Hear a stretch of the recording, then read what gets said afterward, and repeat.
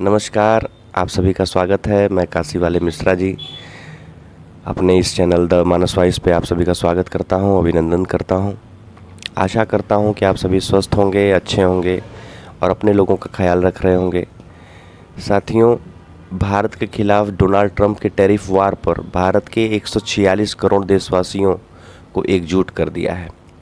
भारत ने हमेशा अमेरिका को अपना एक सच्चा दोस्त माना, बराबरी और सम्मान के रिश्ते को मजबूत करने की कोशिश की, लेकिन ट्रंप का मकसद सिर्फ व्यक्तिगत और व्यापारिक फ़ायदे उठाना ही रहा है। आज भारत की रीढ़ कौन है?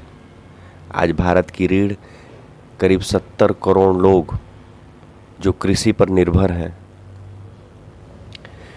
लगभग 3 करोड़ लोग जो मछली पालन से जुड़े हुए हैं, लगभग 8 करोड़ से ज़्यादा परिवार गाय, भैंस और पशुपालन से अपना आजीविका चलाते हैं। प्रधानमंत्री श्री नरेंद्र मोदी जी इन सभी वर्गों की हितों की रक्षा के लिए वैश्विक मंचों पर संघर्ष कर रहे हैं, ताकि भारत का किसान, मछुआरा, पशुपालक विदेशी दबाव का शिकार न हो सके। साथियों, ट्रंप का मुनाफाखेरी का खेल जो चल रहा है, उन्हें जहां भी मुनाफा दिखे वहां ट्रंप पहुंच जाते हैं। जहां नुकसान होता है वहां अपने नियम बदल देते हैं। रूस के खिलाफ बयान देते हैं, लेकिन वहीं से सामान भी खरीदते हैं चोरी से, दूसरे देशों के माध्यम से। चीन पर पहले 145% टैरिफ लगाते हैं, फिर डील करके उसको 30% कर देते हैं।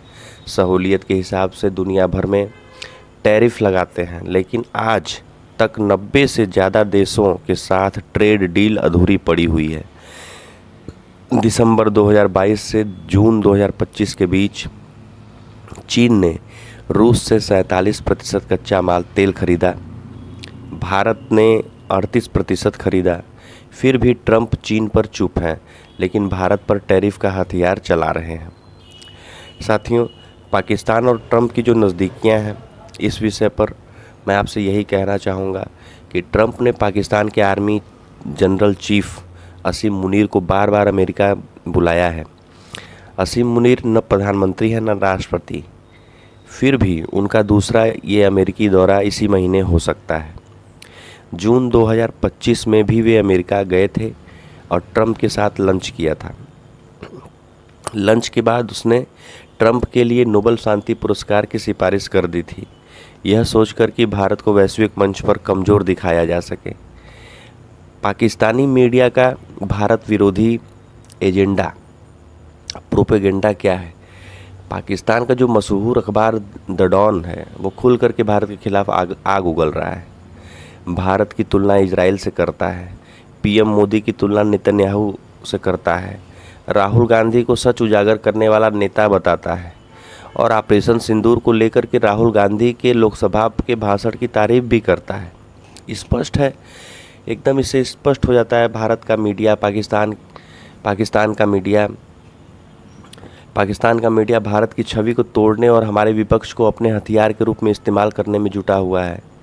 समाज को शर्मिंदा करने वाली सच्चाई एक आज आपके सामने भी रखना चाहूँगा, जिससे मैं भी सुन करके, देख करके, पढ़ करके बहुत शर्मिंदगी महसूस करता हूँ।